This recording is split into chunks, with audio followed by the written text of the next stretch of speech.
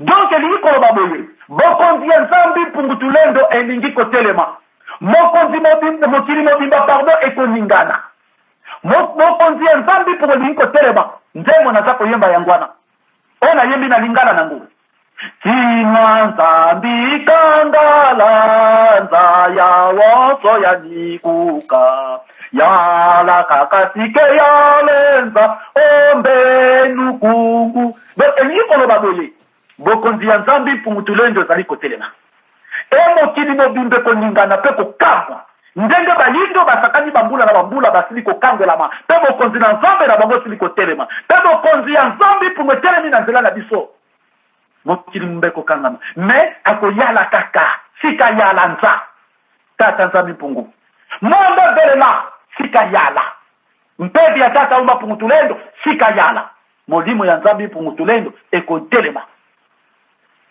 mpeza mbi zakaria mpemba ekokweya milimo mabe ya satana malefice ekokweya nekokweya ndenge nini soki bino boza koembrase misala nango mpe bizaleli nango yango wana boyoki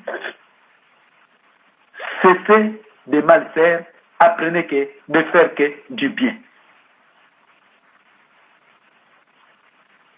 La mort passe parmi les hommes. Elle le frappe et le tue. Loi ezali koleka kati na biso. Eza kobeta pe eza koboma. Mais fuis devant le péché. Soko kimi liboso na masumu eza lokolo kimi liwa. Fuis devant le péché. Soko kimi masumu eza lokolo kimi liwa. La mort passe parmi les hommes. Elle le frappe et le tue. D'où séduction que l'on joue. Azali toujours koko esabiso tina mukolo na lelo. Ici-bas, tout est dur. Ici-bas, tout est dur. Toute existence sur la terre est douloureuse. Mais défense, il y a ici-bas, tout est dur. Défense n'angozali, la suppression des désirs met à la souffrance. Parce que désir, kofana na mwasi na yo bala na ndako, kosanga na nzoto, kosanga na mobali na yo. Oui, eza désir, mais wana eza permis. Kolanda biloko kitoko kolia na ndako, oui, eza permis. Kolata biloko bilamba kitoko, kolata lipapa na kitoko sapatu no, eza permis. Osala mbongo kosomba lupango kosoa mutuka na yo, eza nango permis. Mais, aujourd'hui, la situation de désir met à la souffrance. Désir nini? Koluka bisengo na basi ya baninga. Osana mwasi.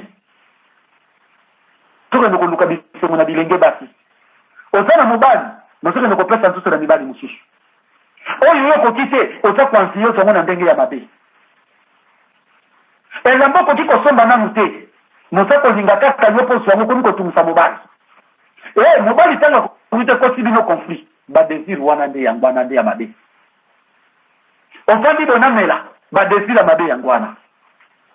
Nakende miziki, ba désir ya mabe yangwana. Lelo situ bana na bino bakoma kofanda ba telefone bekuter na matoi. Bomona kate. Koyoka miziki aso ningisa mutu. Na kata miziki wana bazoko msanzambe to bazo embela mwasi.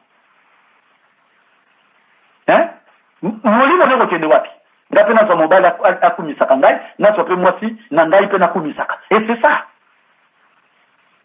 La mort passe parmi les hommes. Elle le frappe et le tue. D'où séduction que l'on cite encore de nos jours. Ici-bas, tout est dit. Cependant, les hommes ne meurent pas définitivement quand ils sont bien agis sur la terre. Ils se réclament, après leur mort. Cependant, les hommes ne meurent pas définitivement quand ils sont bien agis sur la terre.